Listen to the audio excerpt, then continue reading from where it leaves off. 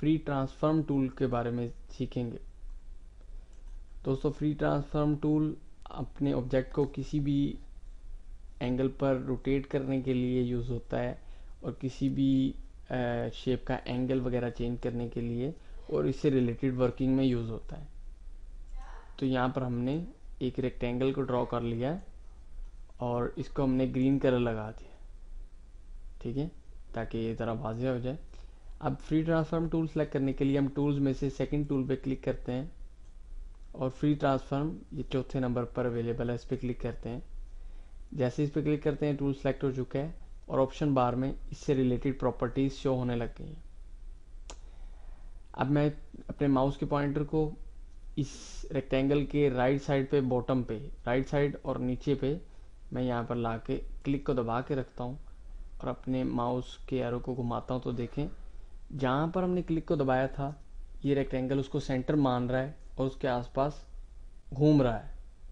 तो इस तरह से आप इसको किसी भी एंगल पर घुमा सकते हैं। जैसे ही मैं इसको यहाँ पर देखें, स्काई ब्लू कलर की लाइन ये जाहिर करती है कि मेरे क्लिक को छोड़ने के बाद आपका जो रेक्टेंगल है वो यहाँ के रुकेगा। जैसे हम क्लिक को छोड़ते हैं हमारा रेक्टेंगल वहाँ के रुक जाता है।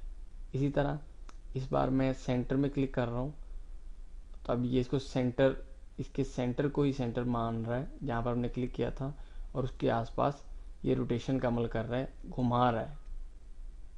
इसी तरह हमारे पास यहाँ पर एक ऑप्शन है फ्री स्केल की। इससे क्या होगा, इसकी डायरेक्शन चेंज होगी। देखें, मैंने इस पर क्लिक किया है, अब आप देखें इसको आप किसी एंगल पर घुमा सकते हैं। तो अब आप इसका इस तरह से एंगल भी चेंज कर सकते हैं।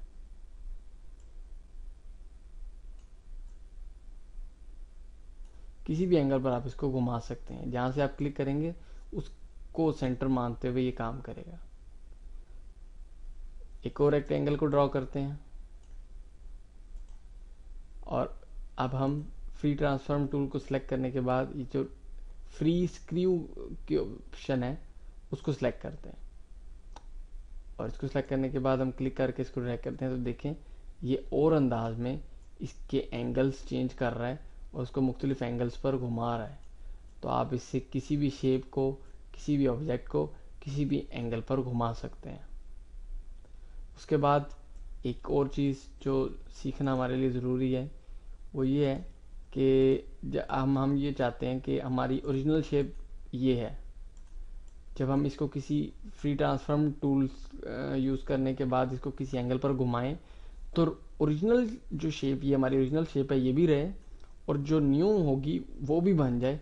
तो उसके लिए अब क्या करेंगे, हम इस फ्री ट्रांसफॉर्म टूल को सिलेक्ट करेंगे और अपना कोई भी काम करने से पहले इस ऑप्शन को सिलेक्ट करेंगे, अप्लाई टू डुप्लीकेट।